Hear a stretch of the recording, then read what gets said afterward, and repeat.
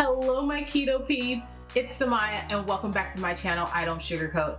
Today, I have a really neat recipe for you guys. We are going to be making keto hush puppies, so let's get started.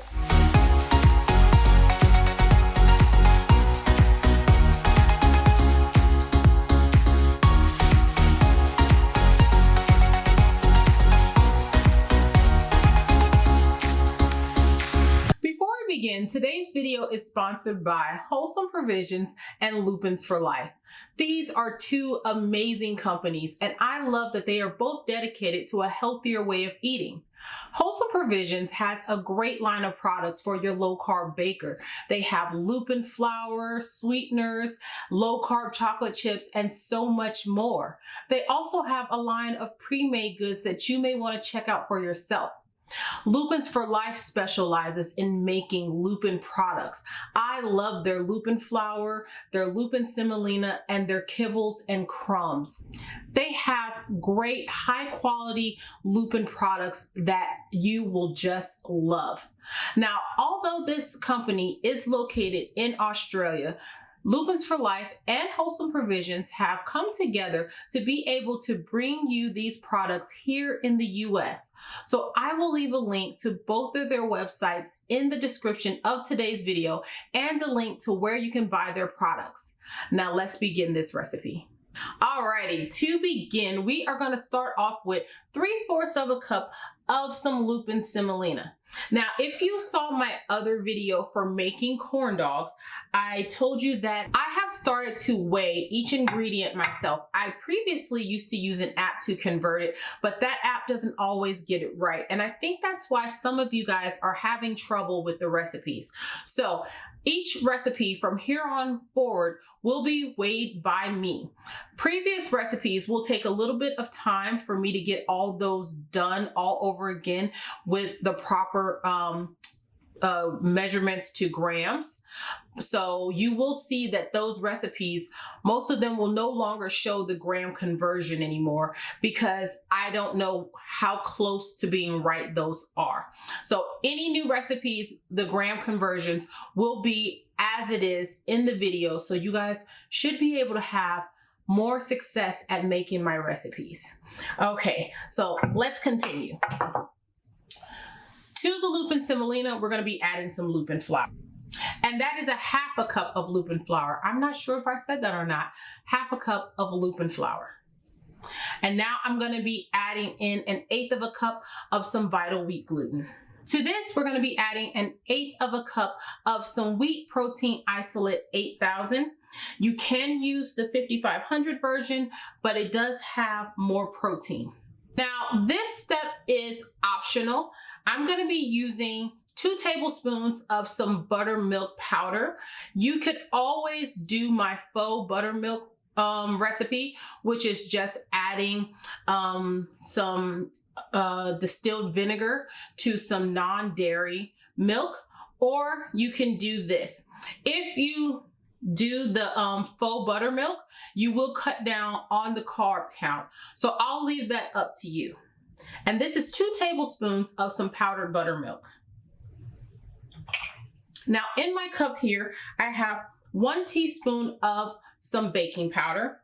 I have 1 teaspoon of some sweetener, and that's this allulose here. I have 1/2 teaspoon of some salt. I have 1/2 teaspoon of some baking soda, and I have 1/8 teaspoon of some Xanthan Gum. Now here's where we get to some optional stuff. In my cup here, I have 2 teaspoons of some freshly chopped parsley. I also have 1/8 teaspoon of some black pepper, 1/8 teaspoon of some cayenne pepper, and then 1/2 teaspoon of some smoked paprika. These are all optional. You can choose to add them or not. I will leave that up to you. And now we're going to go ahead and give this a whisk.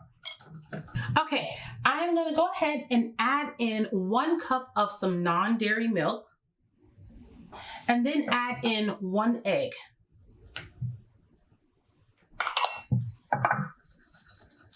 And Lastly, I'm going to be adding in a 1/4 cup of some minced onions. Normally, I would use white onions. You could also use green onions, but today I'm going to be using red onions, mostly just because I don't have any white onions. I do have green onions, but I figured, you know what, let's see what this tastes like. So I'm going to be adding that. Now, I know some people don't like to add onions to theirs, so I will leave that up to you. And now you just want to go ahead and fold the onions in. And as you can see, this has gotten really thick. Okay, now from this point, you have two options. You can refrigerate this for a little bit and let it get a little bit firmer so you can make nice shaped balls.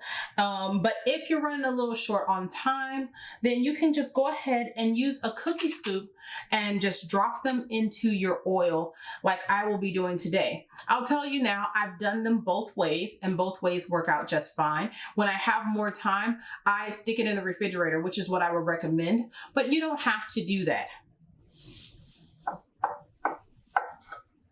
So I'm just gonna get it into my cookie scoop here, kind of get it nicely shaped.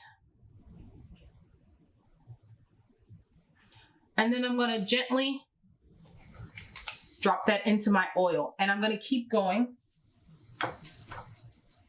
And now you wanna make sure you don't overfill because you don't want too many in here. Now you're gonna wanna get these turned over if your your oil does not cover them all the way. I am cooking mine in coconut oil.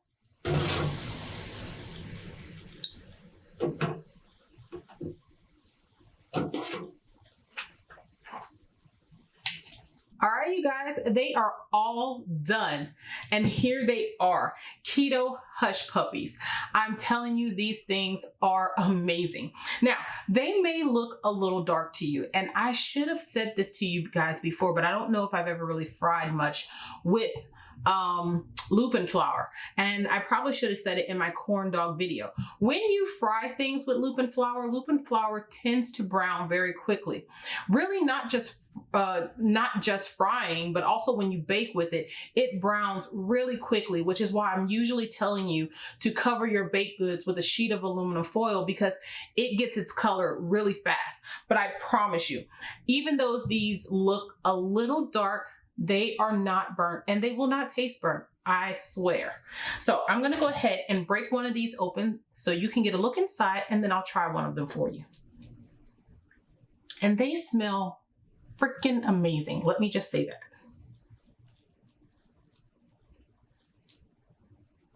Oh my gosh. Look at that. This looks so fantastic. Now I'm gonna go ahead and try this. Mm. Mm-hmm. Hmm. Mm.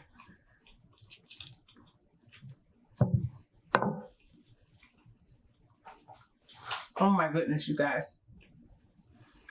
This is great. And the crunchiness that you get on the outside gives it a great texture, and it really contrasts to that of the soft inside. And then you get that bite of the onions and the other spices and just that little hint of spiciness from the cayenne pepper.